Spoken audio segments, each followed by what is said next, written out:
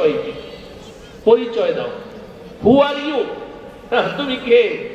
তো একজন বলবে রব্বুল আলামিন আমাকে বুঝি চিনেন না, আপনার পয়গম্বর নূহ আলাইহিস সালামের স্ত্রী আমি। আরেকজন বলবে আল্লাহ আমাকে চিনেন না, আমি তো আপনার পয়গম্বর, আপনার নবী লূত আলাইহিস সালামের স্ত্রী। আল্লাহ রাব্বুল আলামিন বলবেন নবীর স্ত্রীকে তো আমরা চিনি না, ঈমানের পরিচয় আছে কিনা পেশ করো। তারা বলবে না, ঈমানের পরিচয় তো নেই, ঈমানের পরিচয় তো নেই। নবীর স্ত্রীর পরিচয় আছে, ঈমানের পরিচয় নেই।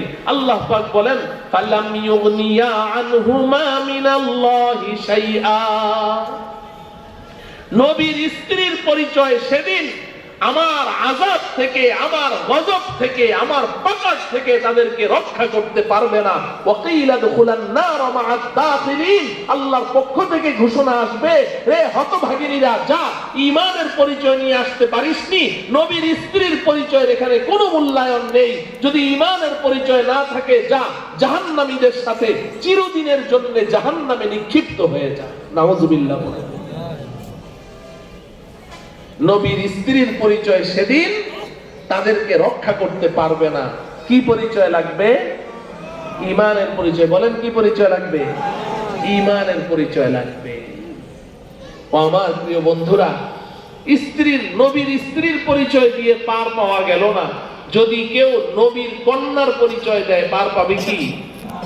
নবীর কন্যার পরিচয় যদি দেয়, বলুন তো দেখি, এই পৃথিবীতে এই পর্যন্ত হযরতে আদম আলাইহিস সালামের পর থেকে নিয়ে এই পর্যন্ত যত কন্যা সন্তান এই পৃথিবীতে আগমন করেছে এবং কিয়ামত পর্যন্ত যত কন্যা সন্তানের জন্ম হবে, এই সমস্ত কন্যা সন্তানদের মধ্যে আপনাদের দৃষ্টিতে সবচেয়ে দামি কন্যা সন্তানটার নাম কি?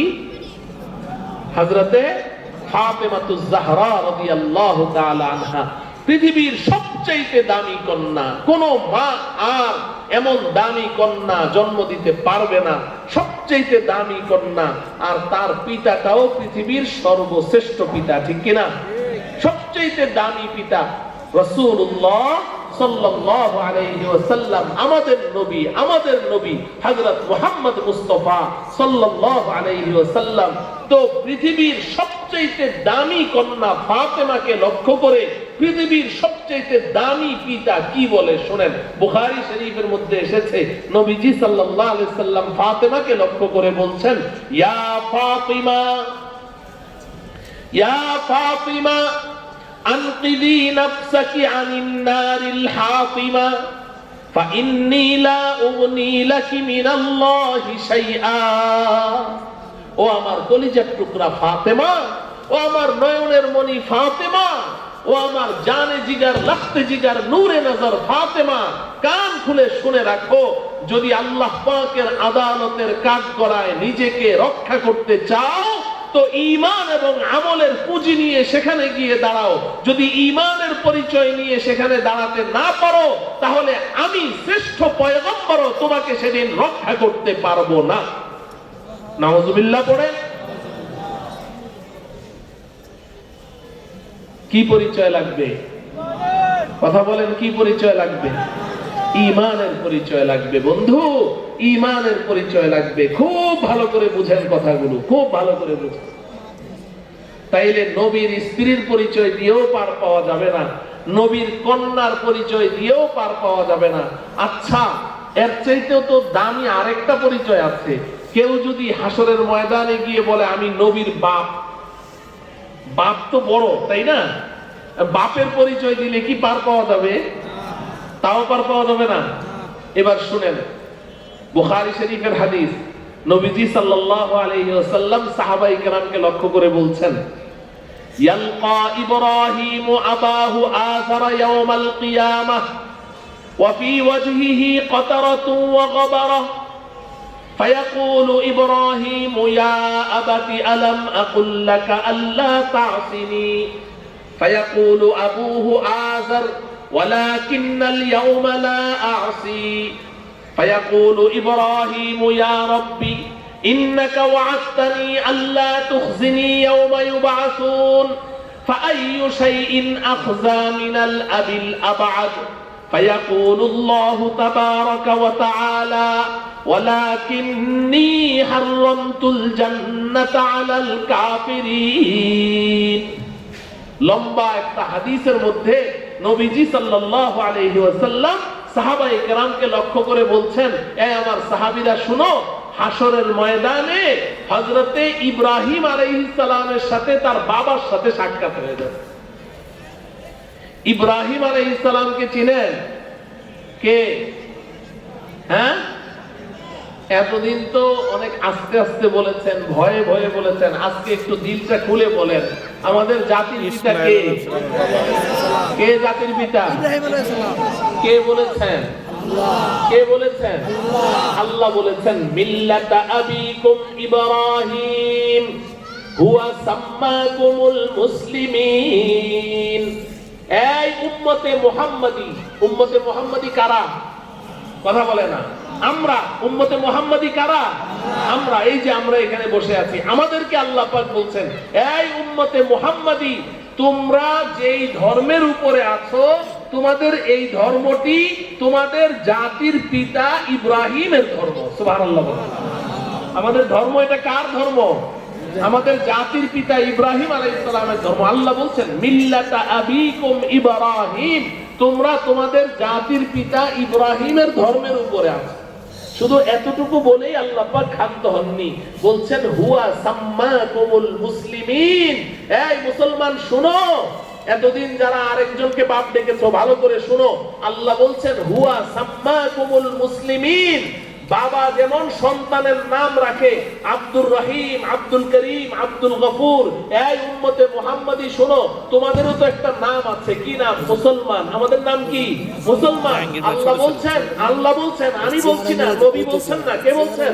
আল্লাহ বলছেন হুয়া সাম্মাকুমুল মুসলিমিন, তোমাদের নাম যে মুসলমান, এই মুসলমান নামটা আমি আল্লাহ তোমাদেরকে দেইনি, তোমাদের পিতা ইব্রাহিম তোমাদের নাম রেখেছেন মুসলমান। আমাদের নাম মুসলমান কে রেখেছেন? আমাদের জাতির পিতা ইব্রাহিম। ও আমার টার্মিনালের মুসলমান ভাইয়েরা, নাম রাখলো কোন বাপে? এতদিন ডাকলেন কারে বাপ? থাকে কিছু? থাকে? হ্যাঁ, মুসলমানই থাকে। তাহলে এতদিন যারা আরেকজনকে বাপ ডেকেছে, তাদের কি তওবা করা লাগবে? তওবা করা লাগবে। হ্যাঁ, তওবা করা লাগবে, তওবা করা লাগবে। রাগ করবেন না, তওবা করতে হবে, ঈমান দোহরাইতে হবে। আল্লাহ আমাদেরকে বুঝার তৌফিক দান করুন। আমিন। তো হযরতে ইব্রাহিম খলিলুল্লাহ আলাইহিস সালাম, ওনার সাথে হাসরের ময়দানে দেখা হয়ে যাবে। কার সাথে? তার বাবার সাথে। কথা বলে না, কার সাথে? ইয়ালকা ইব্রাহিম আবাহু আযর ইয়াউমাল কিয়ামাহ। ইব্রাহিমের সাথে তার বাবা আযরের সাথে সাক্ষাৎ হয়ে যাবে।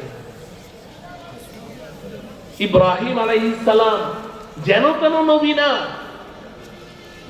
নবীদের মর্যাদার মধ্যে ক্লাসিফিকেশন আছে, মর্যাদার তারতম্য আছে। তিলকার রুসুলু ফাদ্দালনা বা'দাহুম আলা বা'দ।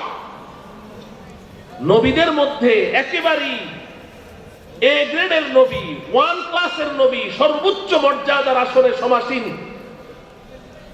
তার নাম কি? হযরতে ইব্রাহিম খলিলুল্লাহ আলাইহিস সালাম। আল্লাহর কত প্রিয়, কত প্রিয়, এটা বোঝার জন্য তো এতটুকুই যথেষ্ট। এখানে অনেক হাজী সাহেবরা আছেন, আমি দোয়া করি, আমি তো আপনাদের সবচেয়ে নিকটতম প্রতিবেশী, আপনারাও আমার সবচেয়ে কাছের মানুষ। আমি গুনাহগার। আজকের এই প্যান্ডেলে আমি যাদেরকে দেখতে পাচ্ছি, যারা এই মাহফিলের আয়োজক, আল্লাহ রাব্বুল আলামিন আপনাদের সবাইকে আল্লাহ পাকের ঘর বাইতুল্লাহ শরীফ স্বচক্ষে জিয়ারত করার তৌফিক দান করুন। আল্লাহ রাব্বুল আলামিন তার হাবিবের রওজা পাকের সামনে দাঁড়িয়ে সরাসরি তার হাবিবকে সালাম পেশ করার তৌফিক দান করুন। হাজী সাহেব, আপনি হজ করবেন, ইসলামের পঞ্চ স্তম্ভের অন্যতম একটা স্তম্ভ।